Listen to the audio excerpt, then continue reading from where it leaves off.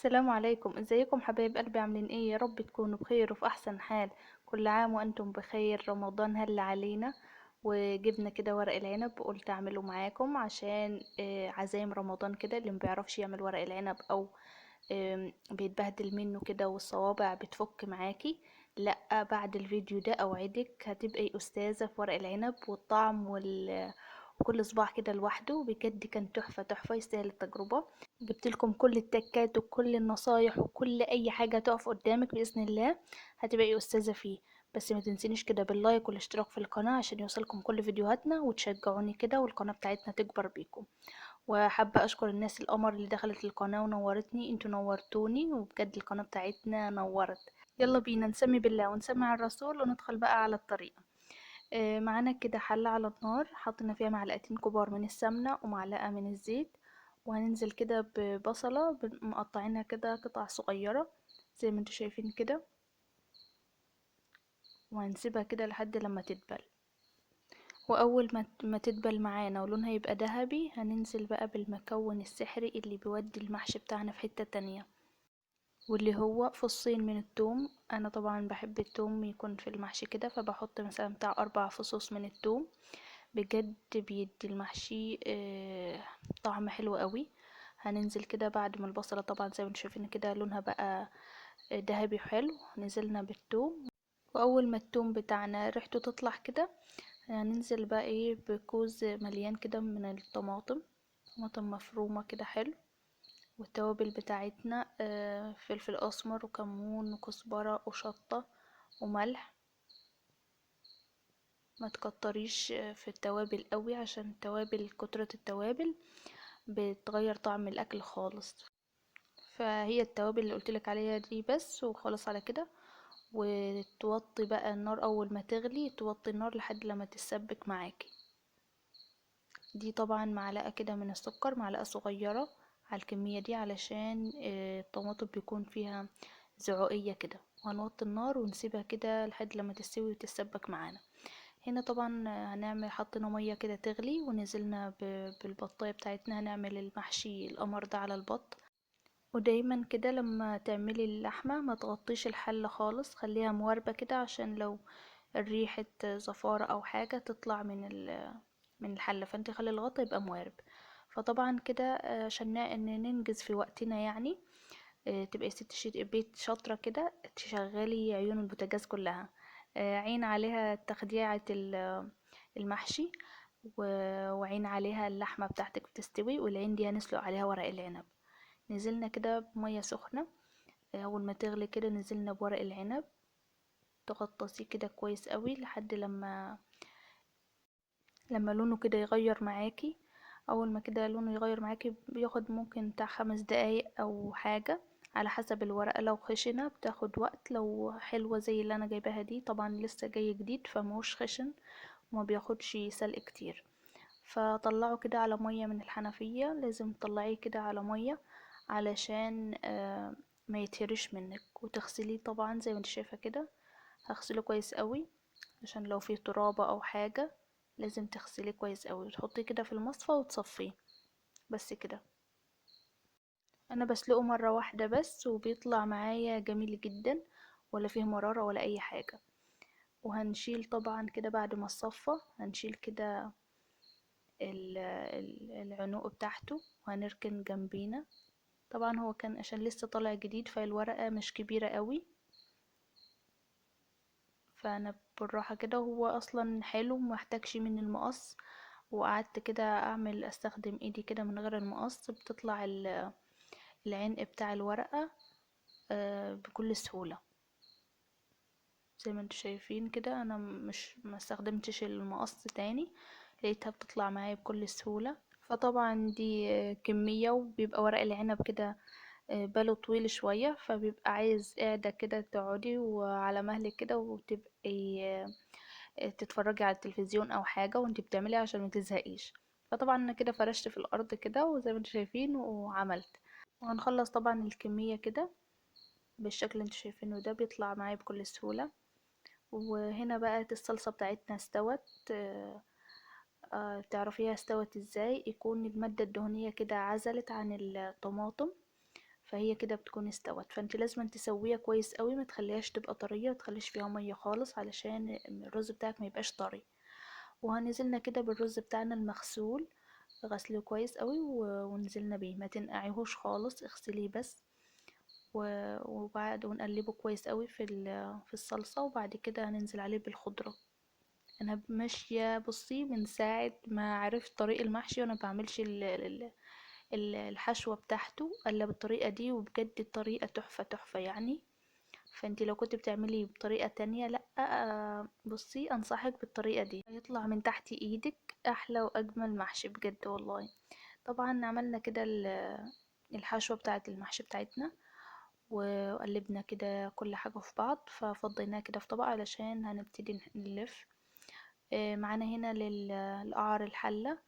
أول حاجة حطينا في قعر الحلة كده من تحت نقطتين من الزيت أو معلقة من الزيت، ما تكتريش. ومعانا بقى جزراية وليمونة. بصي بقى السر هنا في الليمونة. هتقولي لي جزر ازاي مع ليمون؟ انا بحب الجزر قوي، طعمة الجزر لما بتبقى فيها آه، الزعقية كده بتاعة الليمون بجد بتبقى طعمها تحفة. والليمون ده يا جماعة لازم لازم في ورق العنب تحطوه ليمون، والله بيدي طعمة خطيرة للورق العنب، بجد لازم تجربوه. وابتدينا كده نلف بالطريقة دي. انا بلف على ايدي زي ما انت حابة يعني، تلف على ايدك او على سطح حاجة. انا بستسهل ايدي عشان بتكون اسرع. طبعا اللف كلنا شاطرين وعارفين بيتلف ازاي. بنحط شوية كده من الرز، ما نكترش عشان ما يبقاش الصباع بتاعنا تخين يعني. طبعا انتوا هتشوفوا معايا الصوابع كلها قد بعض ورفيعة كده وعسولة. بصي عشان مش بكتر رز خالص. والحشوة بتاعتنا برضو جامدة مش طرية، لازم تكون جامدة كده ما هيش طرية، عشان لما تحط شوية الرز يبقوا قاعدين مكانهم. ونقفل كده من الجوانب الاتنين، من الجنب ده ومن الجنب ده، ونلف بالشكل ده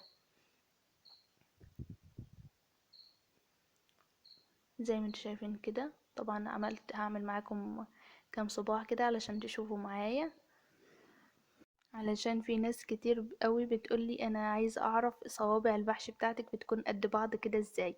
السر ان انا الحشوة بتاعتي بتكون جامدة زي ما قلتلك، وعشان كمان مش بكتر رز. فبنتي شايفة الورقة، شوية الرز في نص الورقة كده، ونقفل من الجوانب عشان الرز بتاعنا ما يطلعش. بص الصباع جميل جدا، حاجة كده شياكة.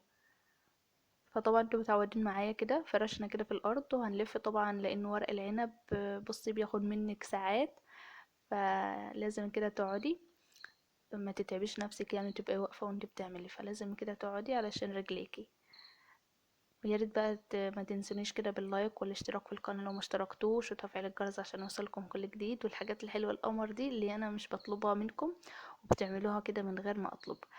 خلصنا كده الحله كلها. بصوا طيب كل صباع قد بعضه. وحطينا كمان كام قرن كده من الفلفل عشان يدينا تطعيمة. بحب الفلفل ده لما احطه في المحشي بيدي نسبة حرقان كده خفيفة، بتدي طعمة حلوة. ومعانا كمان شريحتين من الليمون علشان يبقى الليمون من فوق ومن تحت علشان يكون ليه طعمة كده حلوة. وحطيناه كده على النار. وطبعا بعد ما البطة كده استوت هنحط كده من الشوربة بتاع البط. بتبقى شوربة البط كده جميلة جدا مع المحشي، جربيها كده احسن كتير من الشوربة بتاعت اللحمة لانها مبتبقاش دسمة، اللحمة بتكون خفيفة الشوربة بتاعتها. هننزل كده زي ما انتوا شايفين.